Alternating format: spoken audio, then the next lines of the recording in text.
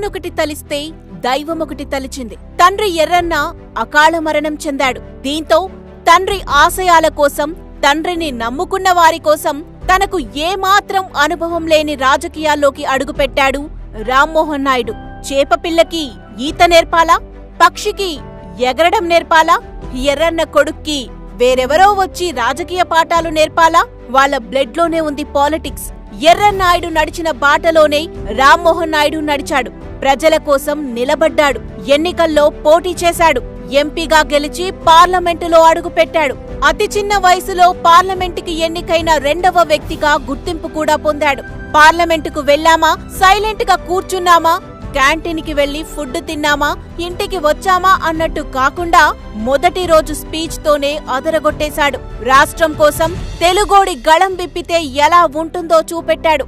నొప్పి తెలియకుండా వాత పెట్టడం ఎలా ఉంటుందో రామ్మోహన్ నాయుడు నార్త్ వాళ్ళకే నేర్పించాడు. మొత్తానికి లోక్సభలో ఎర్రన్నాయుడు లేని లోటు తీర్చాడు.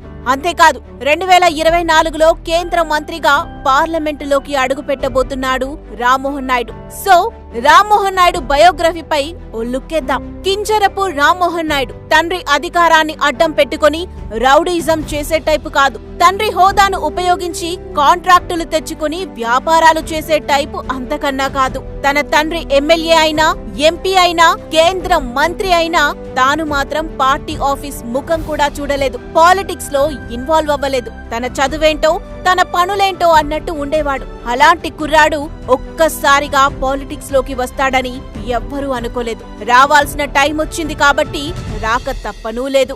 ఎర్రన్నాయుడు 2012లో ఓ పెళ్లికి వెళ్లి వస్తూ ఉండగా కార్ యాక్సిడెంట్ లో కన్నుమూశాడు. చనిపోయే నాటికి ఎర్రన్నాయుడు మాజీ ఎంపీ. 2009 ఎన్నికల్లో కిల్లి కృపారాణి ఎర్రన్నాయుడిని ఓడించి ఎంపీ అయ్యారు. కాబట్టి 2014 ఎన్నికల్లో రామ్మోహన్ నాయుడు ఎంపీగా పోటీ చేసి గెలిచారు. అలా మొట్టమొదటిసారి ఎంపీ అయ్యారు.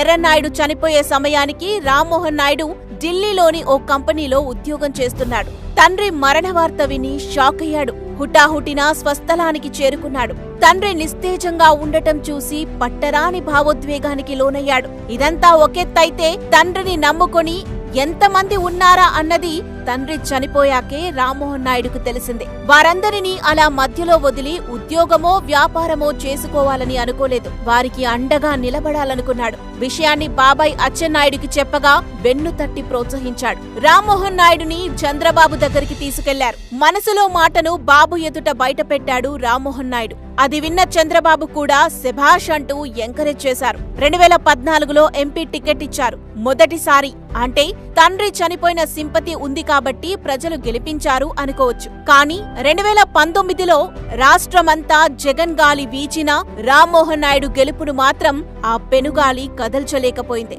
ద్వితీయ విఘ్నాన్ని జయించి పార్లమెంటులో అడుగుపెట్టాడు. 2014లో ఎంపీ అయ్యే సమయానికి రామ్మోహన్ నాయుడు ఒక్కసారి కూడా పాలిటిక్స్ గురించి పట్టించుకున్నదే లేదు.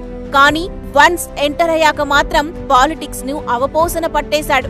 ఎవరితో ఎలా నడుచుకోవాలి, ఎవరిని ఎలా డీల్ చేయాలి అనే విషయాలను కొద్ది టైంలోనే నేర్చుకుని రాటుదేలాడు. పార్లమెంటులో మొదటి స్పీచ్ ఇవ్వటమే హిందీలో మాట్లాడి అందరినీ ఆశ్చర్యపరిచాడు. పైగా తడబాటు, తత్తరపాటు అనేవి లేకుండా అనుభవమున్నవాడిలా మాట్లాడాడు. దీంతో రామ్మోహన్ నాయుడు అయితే మనం అనుకున్న విషయాన్ని సూటిగా, సుత్తి లేకుండా చాలా చక్కగా చెప్పగలడని భావించారు చంద్రబాబు.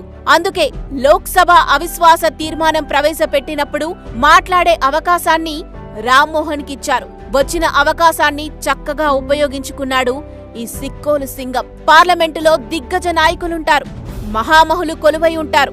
కేంద్ర మంత్రులు ఒక పక్క, ప్రధానమంత్రి మరో పక్క. అలాంటి సభలో సీనియర్లు సైతం మాట్లాడేందుకు జంకుతారు. కానీ రామ్మోహన్ నాయుడు మాత్రం రాష్ట్రం తరపున చాలా ఎమోషనల్ స్పీచ్ ఇచ్చారు. రామ్మోహన్ నాయుడు మాట్లాడుతుంటే బీజేపీ నేతలు సైతం చూస్తుండిపోయారు. రామ్మోహన్ నాయుడు మాట్లాడుతున్నంత సేపు టీడీపీ ఎంపీలు బల్లలు చరుస్తూనే ఉన్నారు. తాను మాట్లాడటం అయిపోయి సభలో నుండి బయటకు వచ్చాక బీజేపీ ఎంపీలు సైతం శభాష్ అని భుజం తట్టి మెచ్చుకున్నారంటే ఇక చంద్రబాబు ఏ రేంజ్ లో మెచ్చుకొని ఉంటారో చెప్పాలా. ఆ అవిశ్వాస తీర్మానం మాత్రం రామ్మోహన్ నాయుడు పొలిటికల్ కెరియర్ లో మర్చిపోలేని రోజుగా ఉండిపోతుంది. రామ్మోహన్ నాయుడు అంటే ఊకదంపుడు ఉపన్యాసాలిచ్చే నాయకుడు కాదు. అధికార పక్షంలో ఉన్నా ప్రతిపక్షంలో ఉన్నా నియోజకవర్గ అభివృద్ధిని మాత్రం మర్చిపోరు. ప్రజల ఆకాంక్షలను గుర్తెరిగి ఆ దిశగా చర్యలు చేపడుతూ ఉంటారు. అందుకే టీడీపీ 2019 నుండి 2024 వరకు ప్రతిపక్షంలో ఉన్నప్పటికీ నియోజకవర్గాన్ని ఎక్కడా అశ్రద్ధ చేయలేదు. ఎంపీ నిధులు వినియోగించి తన పరిధిలో తాను అభివృద్ధి పనులు చేస్తూనే ఉన్నారు. అందుకే శ్రీకాకుళం పార్లమెంటు పరిధిలో రామ్మోహన్ నాయుడికి ఫాలోయింగ్ ఏమాత్రం తగ్గలేదు.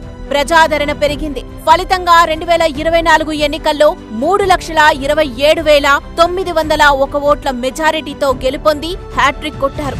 ముచ్చటగా మూడోసారి ఎంపీ అయి పార్లమెంటులోకి అడుగుపెట్టారు. ఇక రామ్మోహన్ నాయుడు మీద టీడీపీ అధినేతకు అభిమానం, వాత్సల్యం ఉందంటే ఏమోలే అనుకోవచ్చు. కానీ ప్రధాని నరేంద్ర మోదీ కూడా రామ్మోహన్ నాయుడు మీద మంచి ఇంప్రెషన్ ఉంది. చిన్న వయసులోనే అనర్గళంగా మాట్లాడే తీరు ఆయనను అట్రాక్ట్ చేసింది. కేవలం మోదీకి మాత్రమే కాదు, అనేక పార్టీల అధినాయకత్వానిది కూడా సేమ్ ఫీలింగ్.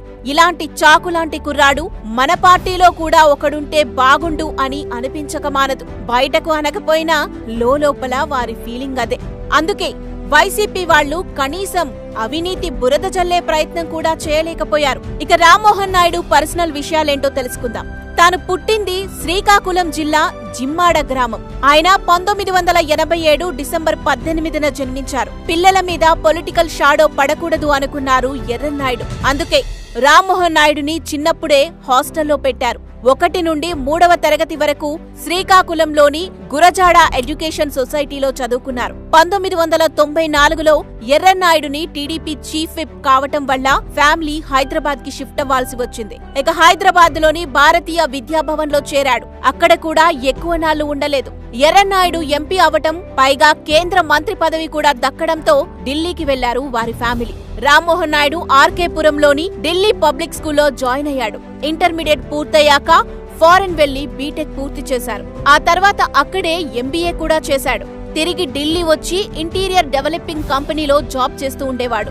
కానీ జాబ్ చేసే రామ్మోహన్ నాయుడు పాలిటిక్స్ లోకి ఎందుకు వచ్చారో మనందరికీ తెలిసిందే. ఇక పొలిటికల్ గా సెటిల్ అవ్వటంతో పెద్దలు రామ్మోహన్ నాయుడుకి మ్యారేజ్ సెటిల్ చేశారు. ఒక రకంగా చెప్పాలంటే అది లవ్ మ్యారేజ్ కూడా. రామ్మోహన్ నాయుడు భార్య ఎవరో కాదు, టీడీపీ నేత, మాజీ మంత్రి బండారు సత్యనారాయణమూర్తి 2వ కుమార్తె. వీరి వివాహం విశాఖపట్టణంలో అంగరంగ వైభవంగా జరిగింది. రామ్మోహన్ నాయుడు భార్య శ్రావ్య భరతనాట్యంలో ఎక్స్పర్ట్, పైగా విద్యావంతురాలు కూడా. వైజాగ్ లోనే బీటెక్ కంప్లీట్ చేశారు. వీరికి ఒక కుమార్తె కూడా ఉంది. ఏది ఏమైనా రామ్మోహన్ నాయుడు తండ్రికి తగ్గ తనయుడు అనిపించుకున్నాడు. పదవి వల్ల మనకు వన్నె రావటం కాదు, మనమే పదవికి వన్నె తీసుకురావాలి అంటారు పెద్దలు. దానిని ఆచరణలో పెట్టి చూపించాడు రామ్మోహన్ నాయుడు. పుత్రుడు కలిగిన నాడు కాదు, జనులా పుత్రుని కనుగొని పొగిడిన నాడు తండ్రికి నిజమైన పుత్రోత్సాహం అంటారు. ఎర్రన్నాయుడు బ్రతికి ఉంటే తప్పకుండా పుత్రోత్సాహంతో ఉబ్బి తబ్బిబ్బయ్యేవాడు. పార్లమెంటులో మాత్రం రామ్మోహన్ నాయుడు ఎర్రన్నాయుడు లేని లోటు తీర్చాడు.